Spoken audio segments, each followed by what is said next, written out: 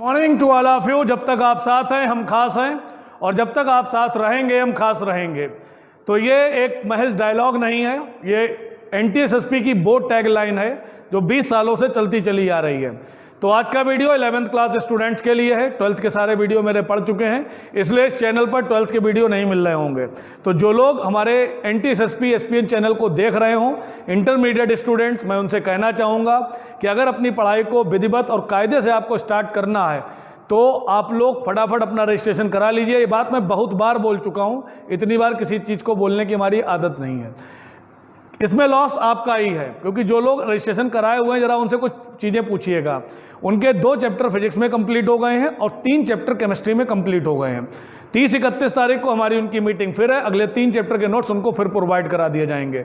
बाकायदा नोट्स पूरे रिटर्न में दिए जा रहे हैं। 11th क्लास स्टूडेंट आप भी थोड़ा सा स्लो हो, क्योंकि मैं मानता हूँ कि जो ऑनलाइन प्रक्रिया है वो शाहजहाँपुर के अंदर अभी तक नहीं चली। तो पहला राउंड है, लेकिन पहला ऐसा टाइम भी नहीं आया हम लोगों के जीवन में। ये ऐसा टाइम है कि आप शायद जीवन भर उस चीज़ को याद रखोगे। तो चूंकि वक्त के साथ अपने आप को अपडेट रखना चाहिए, उसी क्रम में एनटीएसएसपी ने अपना एक ऐप भी लॉन्च किया है, एनटीएसएसपी क्लासेस। उसकी पूरी डिटेल आपको बता दी जाएगी। लेकिन सबका मोटिव यही है कि आपको पहले रजिस्ट्रेशन कराना पड़ेगा। आपने ऐप भी डाउनलोड कर दिया तो आना आपको एक बार यहाँ तब भी पड़ेगा, क्योंकि आपका रजिस्ट्रेशन पहले फॉर्म पर होगा, फिर आपके कोर्सेज होंगे, तब आपको कोड मिलेंगे। कई बच्चे कह रहे थे उसका कोड नहीं आ रहा है, तो कोड आपको यहीं से दिया जाएगा। खाली ऐप डाउनलोड कर देने से ही आपकी पढ़ाई एकदम से कंटिन्यू नहीं हो पाएगी, हमें आपको नोट्स भी प्रोवाइड कराने हैं। गार्जियन से मैं ये कहना चाह रहा हूँ कि अप्रैल मई में जब हम लोगों ने क्लास नहीं स्टार्ट किए तो काफ़ी सारे गार्जियंस के कॉल आए कि बच्चे की पढ़ाई छूट रही है, सर कब से स्टार्ट करेंगे, कब। तो हमने गार्जियन से यही कहा कि हालात थोड़े सुधर जाने दीजिए। लेकिन चूंकि जुलाई भी निकल गया, अब कब तक का वेट किया जाए, तो पढ़ाई को ज़्यादा डिस्टर्ब ना करते हुए एक छोटा सा माध्यम ये लगा ऑनलाइन क्लासेस का। हो सकता है जब हम लोगों ने इतने अच्छे सारे दिन देखे हैं तो ये बुरा वक्त भी टल जाएगा। हो सकता है 1 महीने के बाद स्थितियाँ सामान्य हो जाएं। फिलहाल कुल मिलाकर जो अपने शाहजहाँपुर के हालात हैं वो बहुत ही ज़्यादा कॉम्प्लिकेटेड हो रहे हैं, और इस कॉम्प्लिकेशंस में अगर अपनी पढ़ाई को कंटिन्यू रखना है तो रिस्क मत लीजिए, तब तक इससे ही ऑनलाइन से ही काम चलाइए। हाँ, इसमें किसी प्रकार की कोई दिक्कत होती है तो आप हम लोगों से कांटेक्ट करिए, हमें बताइए कि आपकी क्या समस्या है, वीडियो में कोई क्लैरिटी ना समझ में आ रही हो, नोट्स को लेकर कोई प्रॉब्लम हो, कोई चीज़ ना समझ में आ रही हो, उसके लिए हम लोग बैठे हुए हैं। फिलहाल आज 11th क्लास स्टूडेंट्स आपको आज का और एक और वीडियो, 2 वीडियो अभी आपको और मिलेंगे। उसके बाद एनटीएसएसपी एसपीएन से 11th के भी वीडियो पढ़ना बंद हो जाएंगे। फिर हम लोग इस चैनल पर अच्छी अच्छी जानकारियां देंगे। कोई भी टॉपिक को उठा के, कोई भी इंडिविजुअल टॉपिक, मतलब चैप्टर वाइज में स्टडी नहीं हो पाएगी। तो प्रॉपर वे में स्टडी करने के लिए आप रजिस्ट्रेशन कराइए और ज़्यादा से ज़्यादा लोगों में हमारी बात शेयर करिए और जुड़िए हमारे साथ, आपको नोट्स प्रोवाइड करा सकें और आपकी पढ़ाई आगे चल सके। तो 11th क्लास स्टूडेंट, आज का हमारा टॉपिक है एटॉमिक स्ट्रक्चर मॉडर्न, यानी परमाणु संरचना आधुनिक। परमाणु संरचना आधुनिक को पढ़ने के लिए पहले हम आपको कुछ वैज्ञानिकों के नाम बता दें। सबसे पहले नाम आता है डी ब्रॉगली का। De Broglie. उसके बाद आता है श्रोडिंगर का। उसके बाद आता है पाउली का। उसके बाद नाम आता है हाइजेनबर्ग का। उसके बाद नाम आता है हुंड का। उसके बाद वैज्ञानिक का नाम नहीं, एक शब्द है, वो शब्द है क्या? अफवाह, यानी अफवाह का नियम। इतनी टॉपिक को हमको इस चैप्टर के अंदर पढ़ना है। बहुत ही अच्छा और इम्पॉर्टेंट टॉपिक है, इसको ध्यान से आप लोग पढ़िएगा। 2 लेक्चर में ये सारी चीज़ें ख़त्म हम करा देंगे। तो इस क्रम में सबसे पहली बात करते हैं डी ब्रॉगली की। डी ब्रॉगली का नाम लेने से पहले हम कुछ बेसिक चीज़ आपको बताना चाहेंगे, जैसे इलेक्ट्रॉन, प्रोटॉन, न्यूट्रॉन, ये कौन होते हैं? फंडामेंटल पार्टिकल, यानी क्या? मूल कण। थोड़ी सी अंग्रेजी बोलनी पड़ती, कुछ लोग हमसे इंग्लिश मीडियम वाले भी जुड़े हुए हैं। तो मूल कण को कहा जाता है fundamental particle, electron, proton, neutron, जिसमें से इलेक्ट्रॉन नाभिक के बाहर कक्षाओं में चक्कर लगाता है, प्रोटॉन और न्यूट्रॉन नाभिक के अंदर रहता है। खोजकर्ता हम आपको बता चुके हैं। तो हमने एक कण उठाया इलेक्ट्रॉन। इलेक्ट्रॉन क्यों उठाए? क्योंकि इलेक्ट्रॉन एक गतिशील कण है जो लगातार चक्कर लगाता रहता है। इसमें 2 प्रॉपर्टीज होती हैं, एक कण का भी गुण पाया जाता है और एक तरंग का भी गुण पाया जाता है। अब हमारे मन में एक प्रश्न आता है कि हम किनको कण बोलते हैं और किनको तरंग बोलते हैं। तो इसका जवाब सुनिए कि जिनमें परावर्तन और अपवर्तन की क्रियाएं होती हैं वो सारे कण की श्रेणी में आते हैं, और जिनमें अपवर्तन विवर्तन, अपवर्तन ये नाम अभी आपको आगे चल के फिजिक्स में पढ़ाए जाएंगे, अपवर्तन परावर्तन और अपवर्तन जिनमें होता है वो कण की श्रेणी में आते हैं। जिनमें विवर्तन और व्यतिकरण क्रियाएं होती हैं वो तरंग की श्रेणी में आते हैं, और जिनमें सारे करैक्टर होते हैं वो कण और तरंग दोनों की ही श्रेणी में आते हैं। तो आपने जो 4 मॉडल पढ़े, कौन कौन सा पढ़ा? टॉमसन का परमाणु मॉडल, रदरफोर्ड का परमाणु मॉडल, बोर का परमाणु मॉडल और सोमरफेल्ड का परमाणु मॉडल, वो इलेक्ट्रॉन की कण प्रकृति पर आधारित थे। कौन सी प्रकृति पर आधारित थे? कण प्रकृति पर आधारित थे। वो सारे परमाणु की संरचना के प्रारंभिक यानी पुराने मॉडल सारे थे। बट नए मॉडल में जो नाम आया श्रोडिंगर नामक वैज्ञानिक का, श्रोडिंगर ने आधुनिक परमाणु मॉडल दिया और उसने इलेक्ट्रॉन की तरंग प्रकृति को माना। एक बार मैं फिर क्लियर कर दूं, शायद शब्दों में फर्क आपने सुना हो, कि जिनमें परावर्तन और अपवर्तन पाया जाता है वो कौन होते हैं? कण। जिनमें विवर्तन व्यतिकरण पाया जाता है वो कौन होते हैं? तरंग। क्योंकि परावर्तन और अपवर्तन कणों के गुण होते हैं, विवर्तन और व्यतिकरण ये तरंग के गुण होते हैं, और जिनमें ये दोनों गुण होते हैं उनके कैरेक्टर को कहा जाता है ड्यूल कैरेक्टर। और ड्यूल कैरेक्टर प्रदर्शित कौन करता है? इलेक्ट्रॉन या कोई भी गतिशील कण जो गति हमेशा करता रहता हो। तो इलेक्ट्रॉन की इस प्रकृति को कहा जाता है ड्यूल कैरेक्टर, यानी क्या? दैती प्रकृति। इलेक्ट्रॉन के इस नेचर को नाम दिया गया इलेक्ट्रॉन की दैती प्रकृति। इस दैती प्रकृति पर अध्ययन सबसे पहले करा था वैज्ञानिक डी ब्रॉगली ने। किसने किया था? डी ब्रॉगली ने। और उसने एक फार्मूला दिया था लैम्डा बराबर H/mb। अब कुछ लोग सोच रहे होंगे इसमें यह कैसे सिद्ध हो रहा है कि इलेक्ट्रॉन के 2 कैरेक्टर हैं? बिल्कुल साफ साफ सिद्ध हो रहा है। आप वर्ड मीनिंग पढ़ लीजिए। लैम्डा माने तरंग दैर्घ्य, H माने प्लांक नियतांक। 11th में बहुत कुछ बताना होता है क्योंकि बहुत बेसिक चीजें होती है। प्लांक का नाम आपने सुना होगा, जिन्होंने ये बताया था पृथ्वी पर सूर्य का प्रकाश लगातार न आकर ऊर्जा के छोटे छोटे बंडल या पैकेट में चलता है। इन पैकेट को फोटॉन या क्वांटा कहते हैं, उसमें प्लांक का नाम आया था। M माने द्रव्यमान और B माने वेलोसिटी। देखिए गतिशील कण की वेलोसिटी आ गई और तरंग दैर्घ्य भी आ गई। तो लैम्डा बराबर H/mb। और आपने फिजिक्स में पढ़ा था संवेग बराबर द्रव्यमान इंटू वेग, तो आप इसको लिख सकते हो लैम्डा बराबर H/p। तो आपके पेपर में अगर सवाल आए इलेक्ट्रॉन की दैती प्रकृति से आप क्या समझते हैं, तो आप जवाब क्या लिख कर आओगे कि इलेक्ट्रॉन में कण और तरंग दोनों के गुण पाए जाते हैं। इलेक्ट्रॉन में परावर्तन, अपवर्तन, विवर्तन, व्यतिकरण ये सभी गुण पाए जाते हैं। इन सारे गुणों के पाए जाने के कारण इलेक्ट्रॉन की प्रकृति क्या मानी जाती? दैती प्रकृति।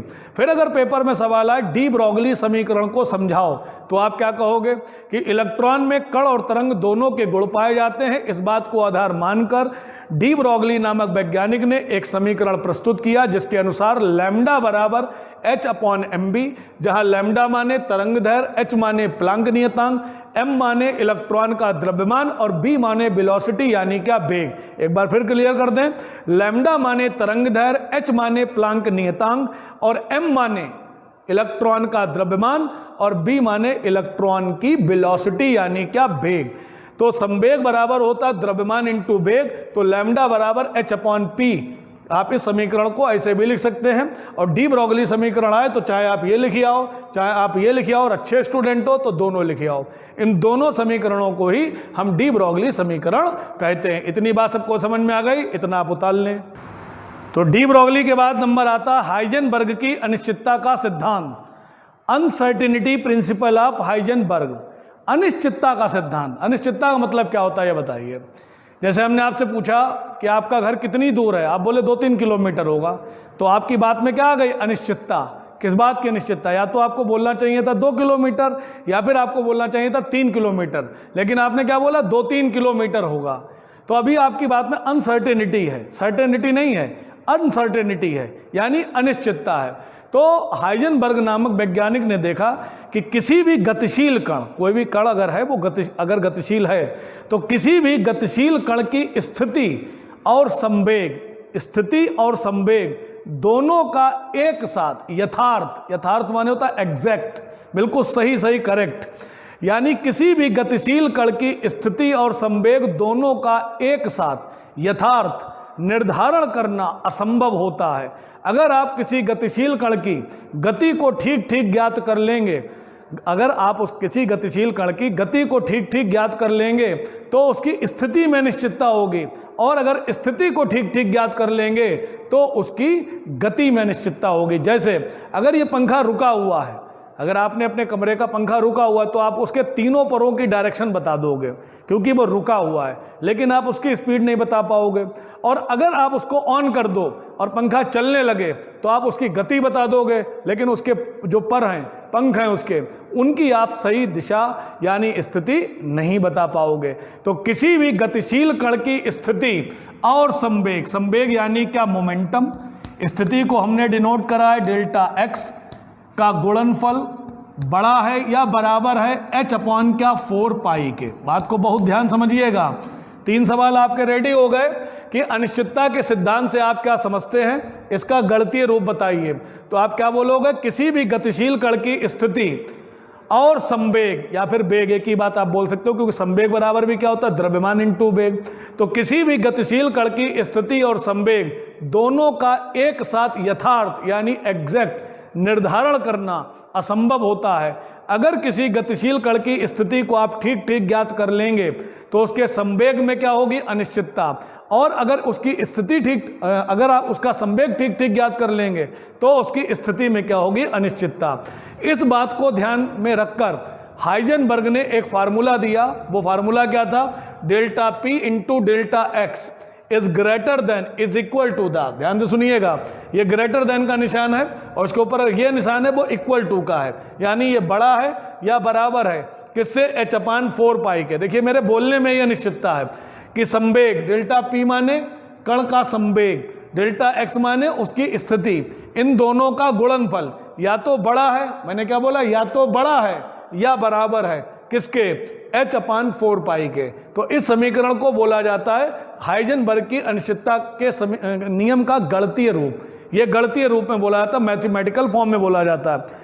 इससे अगर आपको कंक्लूजन निकालने हो यानी निष्कर्ष निकालने हो तो निष्कर्ष एक ही है, क्या, कि अगर आप संवेग को ठीक ठीक ज्ञात कर लेंगे तो स्थिति में क्या होगी, अनिश्चितता, और अगर स्थिति को ठीक ठीक ज्ञात कर लेंगे तो संवेग में क्या होगी, अनिश्चितता। इसीलिए सिद्धांत को, इस नियम को कहा जाता है हाइजेनबर्ग की अनिश्चितता का सिद्धांत। एक बार सभी लोग घर से फिर सुनाओ, हमें यहाँ तक आवाज आएगी कि इस नियम के अनुसार किसी गतिशील कण की स्थिति और संवेग दोनों का एक साथ यथार्थ यानी एग्जैक्ट निर्धारण करना असंभव होता है। अगर गतिशील कण की स्थिति को आप ज्ञात कर लेंगे तो उसके संवेग में क्या होगी, अनिश्चितता, और संवेग को अगर ठीक ठीक ज्ञात कर लेंगे तो स्थिति में क्या होगी, अनिश्चितता। इस बात को आधार मानकर हाइजेनबर्ग ने एक फार्मूला दिया जो कहलाया क्या, delta p into delta x is greater than is equal to the h upon 4 pi. Explain कैसे करेंगे, संवेग और स्थिति का गुणनफल या तो बड़ा है या बराबर है h अपान 4 पाई के। इतनी बात सबको समझ में आ गई, इतना आप लोग नोट कर लें। अब परमाणु का आधुनिक परमाणु मॉडल पढ़ने जा रहे हैं, यानी मॉडर्न स्ट्रक्चर पढ़ेंगे एटम के बारे में। तो आधुनिक परमाणु मॉडल जो है वो इलेक्ट्रॉन की तरंग प्रकृति पर आधारित है। तो पहला सवाल सुन लीजिए, पुराने जितने मॉडल थे वो इलेक्ट्रॉन की कण प्रकृति पर आधारित थे, लेकिन आधुनिक परमाणु मॉडल इलेक्ट्रॉन की तरंग प्रकृति पर आधारित था। आधुनिक परमाणु मॉडल को सबसे पहले प्रस्तुत करने वाले वैज्ञानिक का नाम था श्रोडिंगर। ये जो हमसे पढ़े हुए स्टूडेंट है वो पहचान लेंगे क्या बना, श्री। बाकी घर बैठ के पापा से पूछना है श्री लगाते हो, जो श्री बना है, ठीक है। राइटिंग अच्छे अच्छे लोग नहीं पहचान पाते हैं, लेकिन जो कोड वर्ड है वो कुछ लोग पहचान लेंगे। तो आधुनिक परमाणु मॉडल सबसे पहले प्रस्तुत किसने करा, श्रोडिंगर ने, जो इलेक्ट्रॉन की तरंग प्रकृति के ऊपर आधारित था। क्या था ये मॉडल, थोड़ी बातें तो इन्होंने पुरानी वाली बताई और थोड़ी इन्होंने चेंज कर दी। क्या कि इस मॉडल के अनुसार परमाणु नाभिक के चारों ओर, परमाणु नाभिक के चारों ओर विभिन्न आकृति के त्रिविम, त्रिविम माने ये देखिए त्रिविम, त्रिविम को अंग्रेजी में बोलते हैं 3D, फुल फॉर्म होता है 3 डायमेंशनल। 3 डायमेंशनल आपने कहाँ देखा हो, जैसे जो आप टेलीविज़न पर कार्टून देखते हो वो सब 3D होते हैं, 3D एनिमेटेड होते हैं। वो जो कार्टून होते हैं वो तो एक स्टिकर हुआ एक तरीके, लेकिन वो चलते फिरते दिखाई दे रहे हैं तो वो 3D एनिमेटेड होते हैं। त्रिविम, या कभी आपने मेलेम को या आपने स्टिकर खरीदा, उसको आपने साइड में करा तो एक फ़ोटो बनकर आई, और ऐसे थोड़ा सा घुमा दिया तो फ़ोटो एकदम से चेंज हो गई। वो सारे 3D होते हैं। किताबों के ऊपर जो मोनोग्राम, होलोग्राम वगैरह बने होते हैं, ये सारे 3D होते हैं। ठीक है, तो विभिन्न आकृति के त्रिविम क्षेत्र पाए जाते हैं। इन क्षेत्रों में इलेक्ट्रॉनों के पाए जाने की प्रोबेबिलिटी, मैथ का वर्ड है प्रोबेबिलिटी, हिंदी में बोलते प्रायिकता, और अपने लोगों की भाषा में अगर बोलो, एक जनरल भाषा में बोलो तो संभावना, पॉसिबिलिटी, यानी परमाणु के नाभिक के चारों ओर, एक बार फिर से सुनिएगा, कि आधुनिक परमाणु मॉडल इलेक्ट्रॉन की तरंग प्रकृति पर आधारित था, जिसको प्रस्तुत करने वाले वैज्ञानिक थे श्रोडिंगर। इस मॉडल के अनुसार परमाणु नाभिक के चारों ओर विभिन्न आकृति के त्रिविम क्षेत्र पाए जाते हैं। त्रिविम को अंग्रेजी में बोलते हैं 3 डायमेंशनल, शॉर्ट में बोलते हैं 3D। त्रिविम क्षेत्र पाए जाते हैं जिनमें इलेक्ट्रॉनों के पाए जाने की प्रोबेबिलिटी मैक्सिमम होती है। इन क्षेत्रों को परमाणु ऑर्बिटल कहते हैं। एक बार फिर, कि इस मॉडल के अनुसार परमाणु नाभिक के चारों ओर विभिन्न आकृति के त्रिविम क्षेत्र पाए जाते हैं जिनमें इलेक्ट्रॉनों के पाए जाने की संभावना यानी प्रोबेबिलिटी यानी प्रायिकता अधिकतम होती है। इन क्षेत्रों को परमाणु ऑर्बिटल कहते हैं। आकृति के आधार पर यह ऑर्बिटल 4 प्रकार के होते हैं। पहला कौन होता है? s ऑर्बिटल, फिर कौन होता है p ऑर्बिटल, फिर कौन होता है d ऑर्बिटल, फिर कौन होता है f ऑर्बिटल। ये दोनों स्मॉल लेटर में लिखे जाएंगे तो ऑर्बिटल हो गए 4 आकृति के आधार पर। s ऑर्बिटल कैसा होता है? गोलाकार। p ऑर्बिटल कैसा होता है? डंबलाकार, डंबल आपने देखा होगा डंबल के आकार का। d ऑर्बिटल होता है द्विडंबलाकार, ये डंबल बना और ये डंबल बना, ये एक्सिस होती, अक्ष होती हैं, द्विडंबलाकार। और f की आकृति इतनी जटिल होती है जिसे आप कागज यानी पेजेस के ऊपर ड्रॉ नहीं कर सकते। तो आकृति के आधार पर ऑर्बिटल कितने हो गए? 4। पहला हो गया s ऑर्बिटल, कैसा होता है? गोलाकार। p होता है डंबलाकार, d होता है द्विडंबलाकार, और f की आकृति बहुत जटिल होती है जिसे आप कागज के ऊपर ड्रॉ नहीं कर सकते। बात सबको समझ में आ गई? इतना आप लोग उतार लीजिए। तो आधुनिक और प्रारंभिक में डिफरेंस भी मैं आपको बता दूं। पुराने मॉडल में माना गया था कोश, यानी क्या था? सेल। बताइए, भूल गए होंगे अगर तो, K L M और N नहीं भूले? ये कोश आपको बताए थे, K L M N। नए मॉडल में यही कन्वर्ट हो गए उपकोश में, उपकोश। अंग्रेजी में इनको नाम दिया गया सब और सेल। इनको नाम दिया गया था ऑर्बिट और इनको नाम दिया गया था ऑर्बिटल। इसको ऑर्बिट भी बोलते हैं कोशों को, और उसको ऑर्बिटल बोलते हैं। ठीक, और ये कौन कौन हुए? S P D और F। बहुत आराम से पढ़िएगा, कोई कंफ्यूजन नहीं हम रखेंगे किसी प्रकार का। ठीक, इन उपकोशों से ही ऑर्बिटल बने, उपकोशों से ही ऑर्बिटल बने। ठीक, अब अगर सिंपल वर्डिंग में आप जानो तो डिब्बे को यानी बॉक्स को क्या बोला जाता? ऑर्बिटल। यानी बॉक्स को बोल दिया गया ऑर्बिटल। ध्यान से देखिएगा। अब इनमें इलेक्ट्रॉन देखिए, इसमें कितने पढ़ाए थे हमने? 2, इसमें कितने? 8, इसमें कितने? 18, इसमें कितने? 32। इसमें इलेक्ट्रॉन कितने? 2, इसमें कितने? 6, इसमें कितने? 10, और इसमें कितने? 14। यानी कोश K L M N, ठीक, K में 2, L में 8, M में 18, N में 32 इलेक्ट्रॉन थे। उपकोश S P D F, S में 2 इलेक्ट्रॉन, P में 6 इलेक्ट्रॉन, D में 10 इलेक्ट्रॉन, F में 14 इलेक्ट्रॉन। ये मैक्सिमम मैं बोल रहा हूँ, ठीक है। कम हो सकते हैं, S में कम से कम 1, P में कम से कम 5, 4, 3, 2, 1, D में कम से कम 9, 8, 7, 6, 5, 4, 3, 2, 1, लेकिन ज़्यादा ज़्यादा कितने? 10। ठीक, तो S में ज़्यादा ज़्यादा 2, P में ज़्यादा ज़्यादा 6, D में ज़्यादा से ज़्यादा 10, और F में ज़्यादा से ज़्यादा 14 इलेक्ट्रॉन। बात सबको समझ में आ गई? अब हमारी बात को सुनिएगा। इन इलेक्ट्रॉनों को कोशों में रखा गया। अब उपकोशों में ऑर्बिटल बनाए गए, और मैंने आपको एक सिंपल वर्डिंग बताई, वो पढ़ाई की वर्डिंग नहीं है, आपको याद करने के एक जुगाड़ बताई कि डिब्बे को कहते हैं ऑर्बिटल, बॉक्स को कहते हैं ऑर्बिटल। और एक बॉक्स के अंदर इलेक्ट्रॉन कितने रखे जाते हैं? 2। एक बॉक्स में इलेक्ट्रॉन कितने रखे जाते हैं? 2। तो 2 का टेबल सुनाइए हमें जरा। 2 एकम 2, 2 तियां 6, 2 पंजे 10, 2 सत्ते 14। अब आप सोच रहे होंगे कि सर जी छोड़ के टेबल क्यों सुना रहे हैं? सुनिए हमारी बात। 2 एकम 2, 2 तियां 6, 2 पंजे 10, 2 सत्ते 14। यानी एक बॉक्स के अंदर, ध्यान से सुनिएगा, एक बॉक्स के अंदर 2 इलेक्ट्रॉन आए, इलेक्ट्रॉनों को एक को आपने क्या दिखाया क्लॉकवाइज और एक को दिखाया आपने एंटी क्लॉकवाइज। तो बताइए एस वाले के लिए ऑर्बिटल कितना बनेगा 1, पी वाले में कितने बनेंगे 3, डी वाले में कितने बनेंगे 5, एफ वाले में कितने बनेंगे 14। एक बार फिर पूरी बात हम क्लियर कर दें कि परमाणु के नाभिक के चारों ओर विभिन्न आकृति के त्रिविम क्षेत्र पाए जाते हैं। इन क्षेत्रों में इलेक्ट्रॉनों के पाए जाने की प्रोबेबिलिटी मैक्सिमम होती है। इन क्षेत्रों को परमाणु ऑर्बिटल कहते हैं। आकृति के आधार पर ऑर्बिटल 4 प्रकार के होते हैं। पहला होता एस, फिर होता पी, फिर होता डी, फिर होता एफ। आधुनिक परमाणु मॉडल में इन्हीं को माना गया उपकोष एस पी डी एफ। उपकोषों से ही ऑर्बिटल बनते हैं। जैसे एस उपकोष में इलेक्ट्रॉनों की संख्या कितनी है 2, तो ऑर्बिटल कितना होगा 1। पी वाले में इलेक्ट्रॉनों की संख्या कितनी है 6, तो ऑर्बिटल कितने होंगे 3। डी वाले में इलेक्ट्रॉन कितने हैं 10, तो ऑर्बिटल कितने होंगे 5। और एफ वाले में इलेक्ट्रॉन कितने 14, तो ऑर्बिटल कितने होंगे 7। क्यों 7 होंगे फिर से सुनिए। एक ऑर्बिटल में 2 इलेक्ट्रॉन आते हैं, तो 2 इलेक्ट्रॉन भरने के लिए ऑर्बिटल कितना बनेगा 1। पी में इलेक्ट्रॉन कितने आते 6, ऑर्बिटल कितने बनेंगे 3। डी में इलेक्ट्रॉन कितने आते 10, ऑर्बिटल कितने बनेंगे 5। एफ में इलेक्ट्रॉन कितने आते 14, ऑर्बिटल कितने बनेंगे 7। बात सबको समझ में आ गई। अब हम इन्हें आपको भर के दिखा रहे हैं, इतना उतार लीजिए। इनको डिटेल में आप सभी लोग समझ लीजिए। फिर से मैं समझाने जा रहा हूं, क्योंकि अगर आपको एटम समझ में आ गया तो केमिस्ट्री बहुत ईजी लगने लगेगी, बहुत आराम से।